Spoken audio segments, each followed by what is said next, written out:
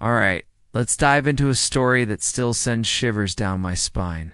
A night I'll never forget, and honestly, a night I wish I could.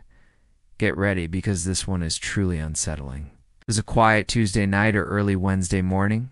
Really? I was at my girlfriend Sarah's place across town, enjoying a rare, peaceful night away from my usually chaotic apartment. The time on my phone blinked to 17 a.m. I was just about to drift off when my phone vibrated. Not a call, not a text, but an alert from my home security system. Motion detected, living room. A jolt went through me. No one was supposed to be home. My apartment was empty. My heart started thumping a frantic rhythm against my ribs. I immediately opened the security app, the screen glowing in the dark room, and my eyes squinted, trying to make sense of the blurry night vision feed. What I saw made my blood run cold. There I was, on my own couch, sound asleep.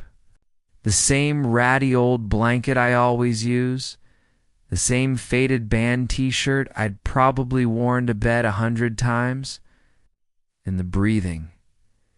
It was slow, rhythmic, almost unnaturally deep.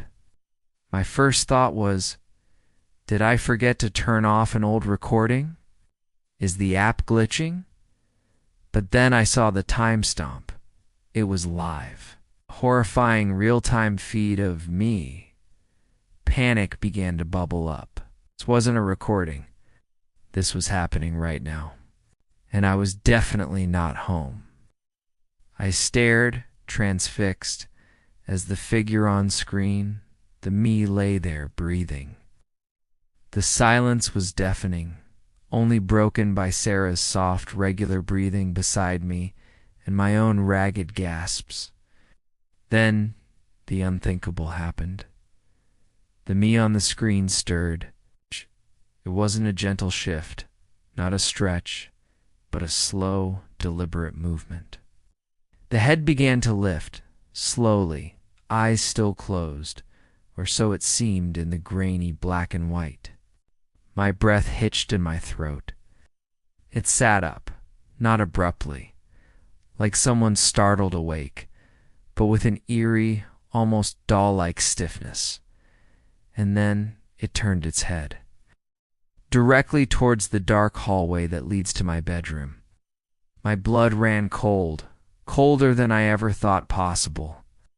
The hallway light, usually so reliable, flickered once, just once. A ghostly blink. And when the feed returned, when my eyes adjusted to the sudden dark thin light, the me was standing. Right there, in the living room, facing the hallway door. Staring. Just staring into the dark. My hands were shaking so hard I almost dropped my phone. I couldn't breathe. What was I seeing? Was this a prank? A nightmare? It felt too real, too terrifying. I had to do something. I couldn't just sit there and watch. My neighbor Sam lives just across the hall. He's a good guy, always willing to help. I dialed his number, my fingers fumbling with the screen. My voice a strangled whisper when he picked up. Sam, it's me. Please, you have to help me. Something's wrong at my apartment. Check it, please. He sounded groggy, obviously just woken up. Dude, what are you talking about? It's 2 a.m. Just go, please. Something's in my apartment. I'm watching it on my security feed. I practically screamed into the phone. A moment of silence, then a sigh. All right, chill out. I'm going. Through the security feed, I watched the living room, heart pounding. The figure was still standing there, motionless, a grotesque statue of myself. Then I heard it. 3 quick knocks, echoing through the camera's microphone. Sam was there. The figure my terrifying doppelganger slowly turned. Not a normal tilt, not a curious one. It tilted far too much, at an unnatural angle that made my stomach churn, and then it smiled. A wide, unnatural grin that stretched its features, a flash of something too sharp, too white in the darkness. My blood turned to ice. "Bro, you good?" Sam's voice, muffled but clear, called out from the hallway just outside my door. He must have heard something. He must have seen something through the peephole, or maybe the door was slightly ajar. The thing in my living room, my terrifying reflection, took a step, then another. Slowly, deliberately, it moved towards the door. Each step was a hammer blow to my sanity. My eyes were glued to the screen, watching this horrific scene unfold. Then the door opened. Not a gentle push, but it swung inward with an ominous creak. The camera shook violently. Blurry flashes of motion, disorienting streaks of black and white filled the screen. A sudden, sharp sound, like something heavy falling. And then silence. Utter, complete silence. The feed stabilized, showing an empty living room. I screamed into my phone, but there was no answer, just a dead line. My stomach dropped to my feet. What had just happened?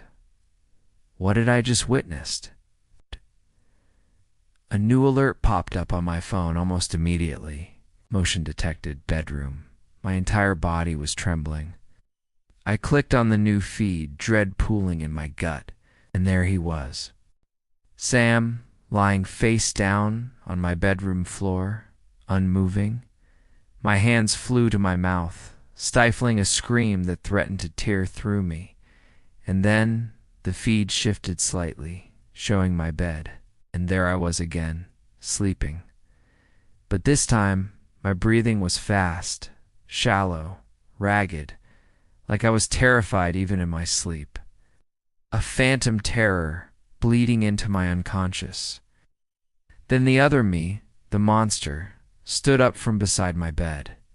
It looked down at Sam's motionless body for a beat, an unreadable expression on its face, or perhaps no expression at all. Then it turned. It faced the camera. That smile. It was wider now, more pronounced, splitting its face. And on its chin, glistening in the grainy black and white, was blood. Fresh blood. It leaned closer to the lens, so close its eyes seemed to bore into my very soul. And then a whisper, a sound that seemed to snake its way directly into my brain, bypassing my ears entirely. Home. The screen went black. I called the police, of course. My voice was a choked mess, practically incoherent. They came at dawn, sirens wailing in the distance. They found nothing. No forced entry. No sign of a struggle. No bodies. Sam was gone. There was no trace of him. The only thing they did find was a faint metallic smell in the air, a scent I recognized as blood. But they dismissed it as me being overly imaginative from the stress. They thought I was having a breakdown, perhaps some sort of paranoid delusion triggered by a faulty security system. I spent the day in a daze, answering questions, trying to make sense of what I had seen. They left, promising to keep an eye out for Sam, but their dismissive glances told me they didn't believe a word of my story. That night, alone at Sarah's place, too terrified to go home, I couldn't resist. I opened the security app again. Every video from that night was gone, erased, all except one, a single clip. The timestamp read 2:17 a.m. Tomorrow's date, and there I was again, sleeping on my couch. The same blanket, the same shirt. It's the slow, unnatural breathing. I don't know what to do. I don't know what's in my apartment, but it knows where I live, and it's waiting for me. If you liked this horror story or if it sent a shiver down your spine, please give it a like. And don't forget to follow and subscribe so you never miss the next nightmare. It might just be about you. Thanks for watching.